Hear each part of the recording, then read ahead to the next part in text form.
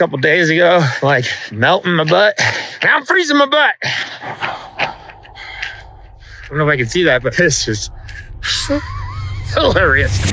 Last week on my run across America to answer the question, what does it truly mean to be a man? I realized I really needed to step up my game if I was going to actually finish my run to New York in time for my wife to give birth to our baby boy. So today my aim is to set a new record for myself.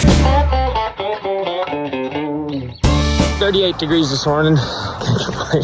It's been so hot. It's so nice. My wife was still in Denver for her baby shower, so my amazing buddy Caden was still here helping me out. It's the same guy I keep seeing out here these last few days. It's like creepy, but pretty cool. If a man was measured by the way he shows up and supports his loved ones and friends and family, then this is one of the greatest men I know, and I'm dead serious on that. Love you, brother. Love you, man. As I focused on upping my mileage, I didn't want to forget why I was doing this run: to connect with other men, have meaningful conversations, and discover what it means to be a man. Got Jeremy here. Saw him yesterday by St. George, and I'm like, that's the same guy.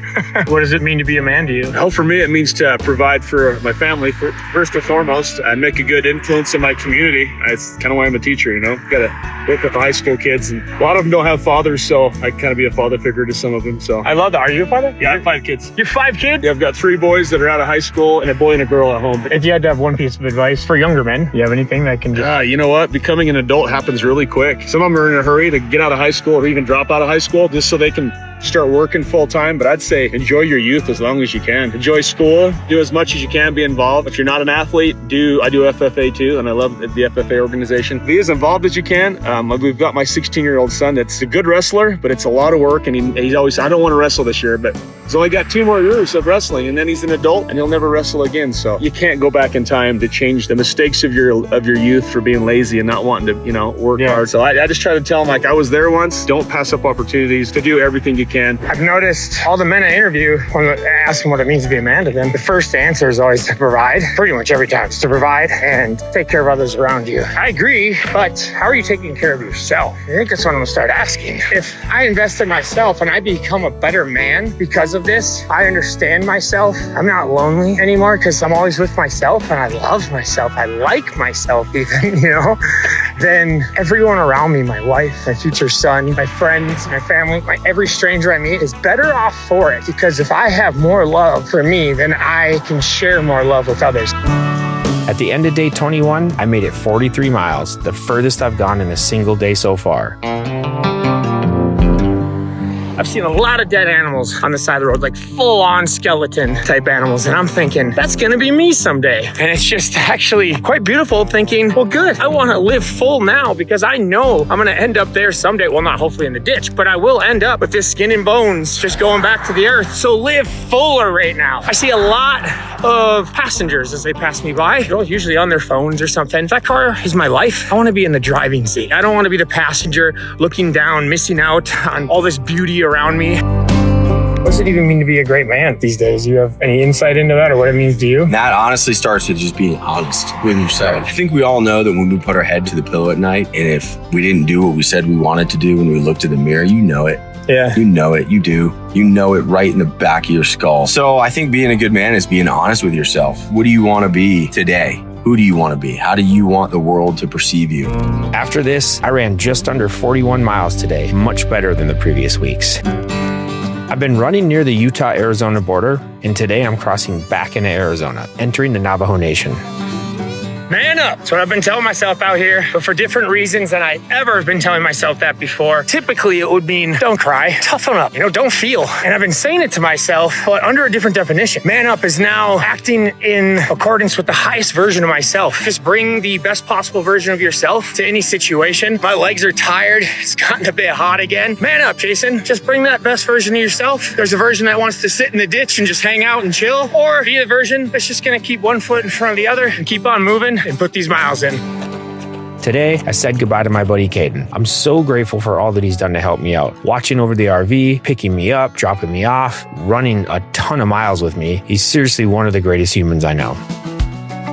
Homer, what does it mean to be a good man to you? Being a father takes a lot. That's why I have a family. I'm struggling, but every day I get up for my kids, everything's being a man instead of some other dads that give up on the reservation. But it takes a lot. Why are men giving up out here more? It's probably your past, because my dad was, he was abusive. to my mom. I have brothers, but you know, we used to help my mom. We used to defend my mom, you know, because even though we're just tiny, but we still, when my dad used to drink, he used to get mad, you know, we used to help my mom, you know. Now these days, man got real support to their woman, the mom, you know, or the family, you know, be more support to their wives, to their girlfriends. People are more believing negativity instead of positive, you know. You gotta be a legend in your own mind, that's what it is, you know. I love that. You know, you gotta be a legend in your own mind.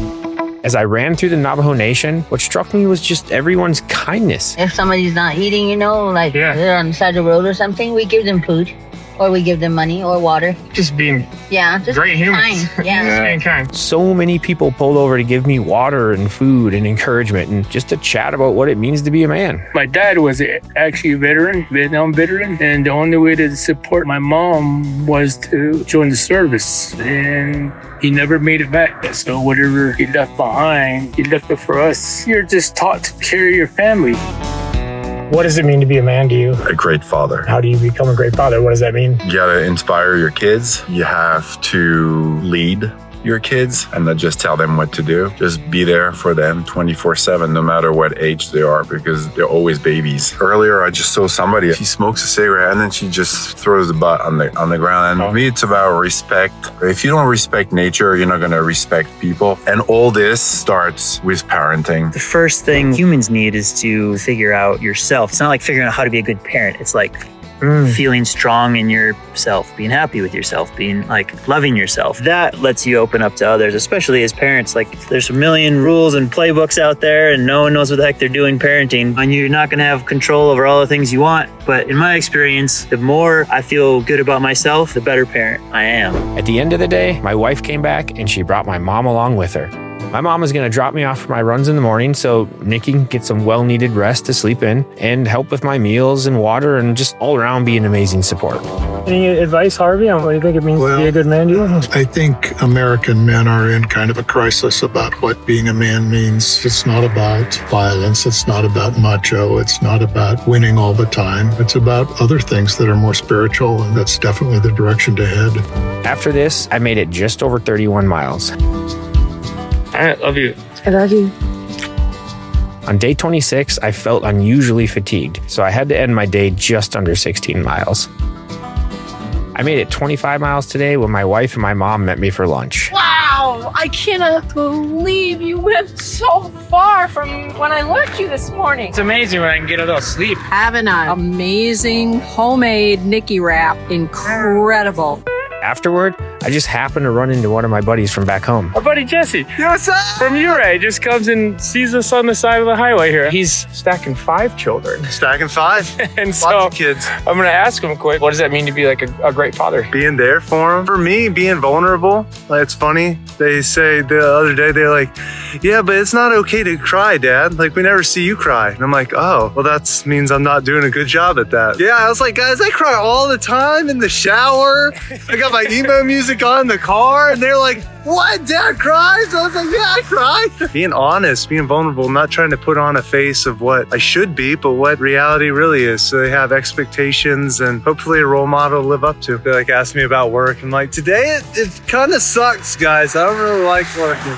But I do it to have a house, to like take care of you guys, so it's worth it. Because I grew up looking forward to work. Not that they shouldn't, but like also know you might get a job you might not love. Yeah, that's okay. That doesn't mean you screwed up or anything. Yeah.